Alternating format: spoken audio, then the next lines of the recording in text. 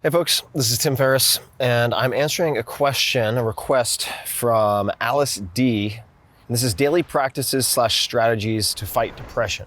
She's asking this in part, I think, because I have spoken about and written about my history with depression. So up until about 8 years ago, had, I would say, 2 major depressive episodes per year at a minimum that were extended, so at least several weeks.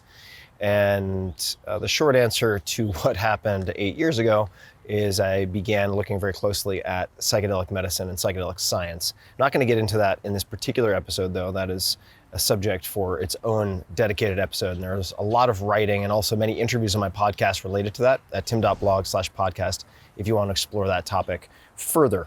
You can start with the Michael Pollan episodes, where we basically explore all the content of his book, How to Change Your Mind in 2 hours. That's an important piece of certainly my personal journey with depression, but there are other tools that have proven to be incredibly valuable. Here are a few of them. And I'm going to look at this list because I want to make sure I get each of these. The first is meditation, meditating 10 to 20 minutes each morning. It is just an incredibly helpful tool for becoming better able to observe your own thoughts and feelings and not fully identify with them. Depression for me is sort of a fixation on the past or a fixation on permanence, whereas anxiety is a fixation, being trapped in the future in a sense. When you make things personal and permanent, usually that is when you basically become a thought pattern or a loop. And meditation helps you to develop an observer capability so you can look at them and scrutinize them and turn them around and really better understand that they are passing phenomena and that everything is impermanent. A few different options for that. Transcendental meditation I do use and have found very helpful. I use the Waking Up app with Sam Harris. I recommend doing the introductory course. It's very, very good, and I think it's 10 minutes per morning for something like 30 mornings. And that consistency will also provide you with skills that are layered in, and there's a progression. So I highly recommend the Waking Up app, and that is a fantastic place to start. Cold exposure is another option that I use. So I happen to have a small pool, but I've used cold showers. You can even create a cold plunge with a chest freezer, and there are instructions online for how to do this safely. Do not electrocute yourself.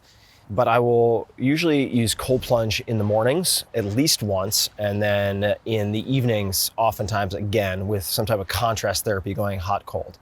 In the winters, when things are overcast, which has a tremendous effect on me, I use a Philips Go light. This is a blue light, a portable blue light that you can put on your desktop. There is research to support this. I care more about the actual outcomes. It does help tremendously as a form of medication. After that, caffeine. All right, what role does caffeine play? What are its limitations? I find that keeping my caffeine intake to before noon or before 1 p.m. is incredibly important. It's important because if I have it later than that, it starts to compromise my sleep. And if I compromise my sleep, everything falls apart. To me, sleep quality is directly correlated to mental health. So if I'm sacrificing sleep quality, the likelihood of a depressive episode or experiencing depression goes up dramatically. And this is particularly true over a course of multiple consecutive days. And many of you will have had the experience, you have caffeine too late, you can't sleep, you sleep a little later, or you just wake up early nonetheless, and you end up having more caffeine to get through the day, and then yet more caffeine again to get through the third day. And last but not least, I would say exercise, critically important. The mind and the body are not separate. They're really one and the same in a lot of respects. There's a book called Spark that looks very closely at the research to support this and how exercise affects brain-derived neurotrophic factor and many other things that contribute to ultimately mental wellness. So a few easy options, particularly in times of a pandemic. Kettlebell, look at getting a kettlebell. The footprint on your floor will be about that big. So it takes up the same amount of space as a door weight, a large door weight, but you can use it for almost any type of exercise. Pavel Tsatsouline and Strong First have a lot of fantastic programs, very simple programs. And I've also put out videos on kettlebell swings. So you can look at my instructions for the two-handed kettlebell swing. The last 2 recommendations related to exercise would be, number 1, consider doing some form of yoga or acro yoga. If you have another person you can do acro yoga with, it injects both play and exercise / training into your life. It's an incredible combination. Check out Jason Nemer, Nemer, for more on acro yoga. That has saved me and my girlfriend throughout the last year of COVID and quarantine and so on.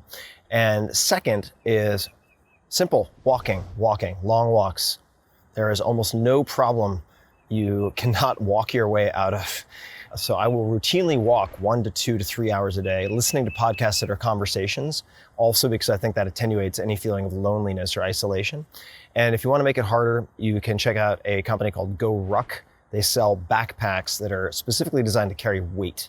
So if you want to try something that is a little easier on the joints than running, but can still give you a wonderful workout, consider rucking. And one such company is Go Ruck. And with all of that, I wish you well. You are not alone.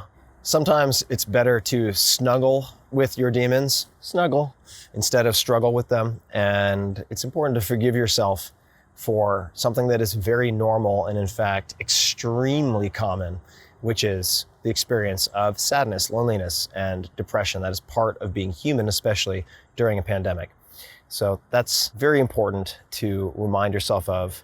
And I hope these tools help you as much as they've helped me.